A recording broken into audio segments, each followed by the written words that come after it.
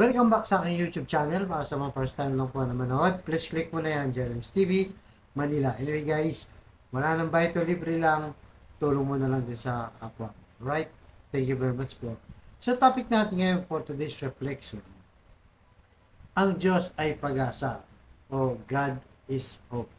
So, naitanong mo na ba sa sarili mo kung bakit may paghihirap at kung bakit may kahirapan dito sa mundo, 'di ba?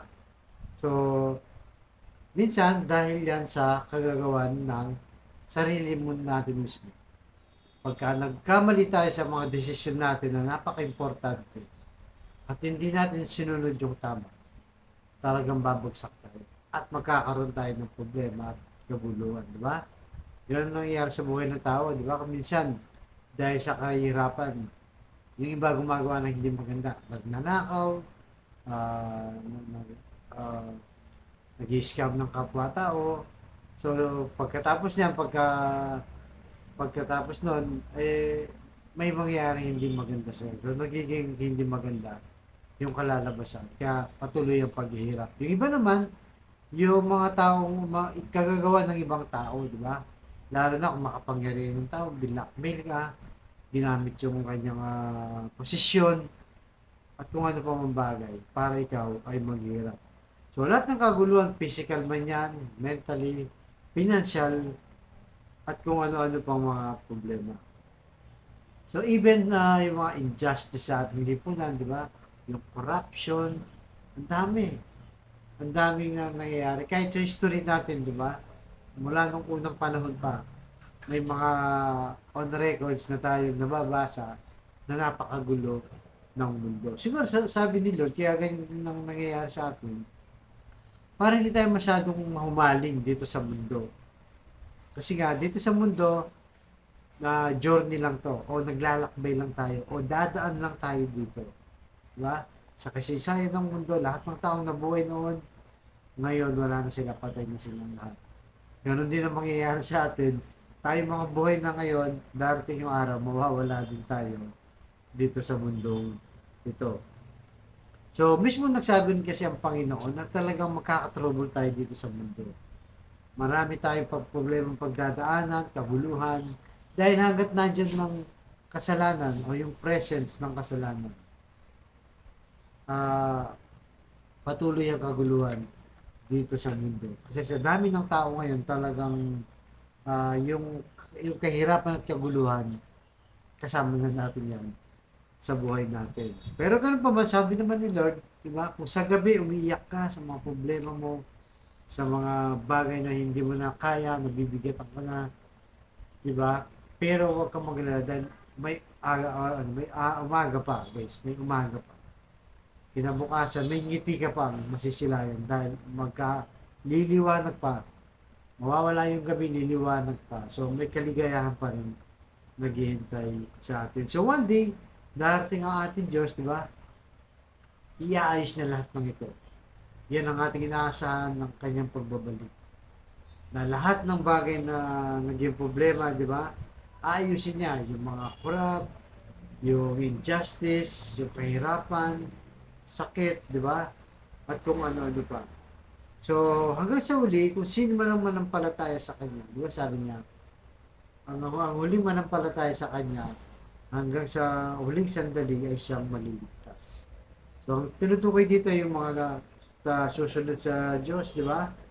Yung gagawa ng mabuti na nakagustuhan niya kung ano pwedeng mangyari sa ating buhay. So, pag tinanong natin, di ba? Lahat naman tayo pag tinanong tayo, saan mo gusto mapunta pag namatay ka? Hindi sa langit, di ba? Lahat tayo gusto pumunta sa langit. Pero ang tanong, dito pa lang tayo sa mundo, bakit ayaw na natin sundin yung kabutihan ng Diyos o yung pinag-uutos niya? Na gumawa ng mabuti, tumulong sa kapwa, matapit sa Diyos, di ba? So, yan kasi, yan ang mga bagay na yan na kanyang may pangako. Pagka tinupad natin ito, may mga pangako tayong matatanggap. At isa sa mga pinangako niya na talagang magiging perfect na tayo Ito nga sa Aklat ng Pahayag, chapter 21, verse 4. Sabi niya dito, papahirin niya ang mga luha sa kanilang mga mata. Wala ng kamatayan, kalungkutan, iyakan, sakit, sapagkat lumipas na ang dating kamatayan. So yun guys, napakalinaw, di ba? Ito yung pangako niya talaga na perfect. Wala nang kalungkutan, wala nang kamatayan, wala nang sakit. Hindi ka na mag-maintain ng mga, wala ka na maintenance na gamot, di ba? Wala nang luha, lahat papahirin na. Ito yung sinasabi niyang perfect na magiging buhay natin. Wala na lahat. Sapagkat lumipas na kanya ang dating kamatayan.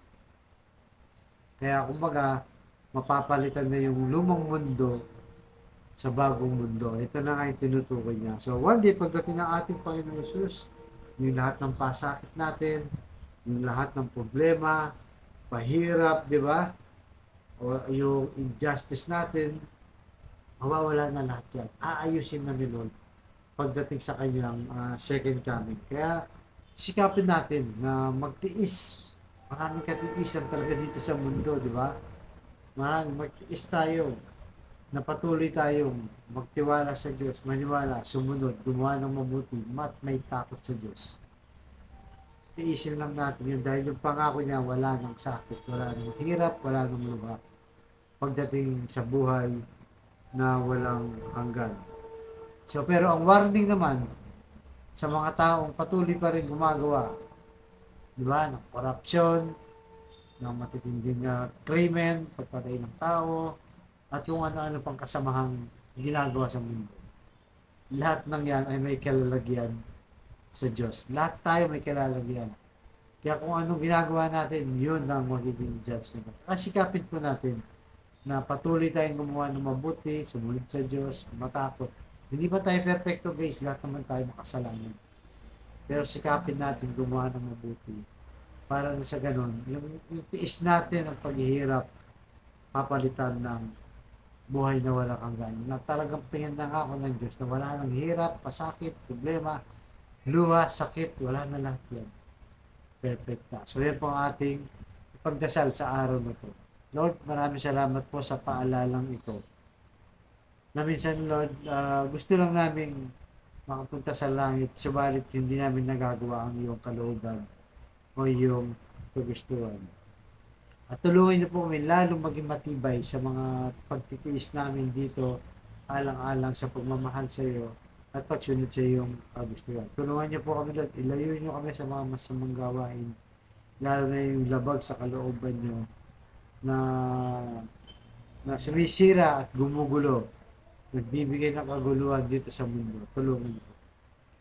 At sa kapatid natin nanonood ngayon sa aking vlog, ang matinding karamdaman, physical, mentally, financial, sumunod ka o sabayan mo lang ako sa simpleng dasal. At kung maniwala ka, magtiwala at manalig sa Diyos, ay yung kahilingan may kanyang sasagot o ibibigay, i-answered prayer. So, samahan mo ako sa akin. Lord, bless niyo po ang kapatid namin na nanonood ngayon sa aking vlog. Lalong-lalo na, Lord, yung may taning na sa buhay, yung may stage 4 cancer na sa buhay, Lord, at kung ano-ano pa mga nararamdamang karamdaman, sakit sa kanyang katawan, ipuhin niyo po, Lord, ng inyong mapagpalang kamay, mapaggaling niyo po ng inyong mapagpalang kamay, para lumakas sa kanyang katawan, para sa kanyang pamilya. At ganoon din po sa pamilyang nagkawatak-watak, nagkasira-sira, dahil sa hindi pagkakaunawaan, ibalik niyo po ang dating magandang relasyon, pagka bigkis-bigkisin niyo po muli. At sa financial, Lord, na lahat namin, Lord, lahat kami na problema dito, tulungan niyo po kami. Lalong-lalo na pa, Lord, yung mga kapatid namin walang-wala, ultimong pambili ng bigas, ulam, ng pamasay sa mga bata, baon, pinabayarang bills, kuryente, tubig, bahay, kung ano pa, Lord. Tulungan niyo po, i-bless niyo po ang hanap buhay namin para mag-provide namin ang pangailangan ng aming pamilya. So lahat ng ito yung niling namin sa matamis na pangalan natin Panginoon Jesus.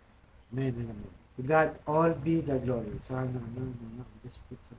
Thank you very much po.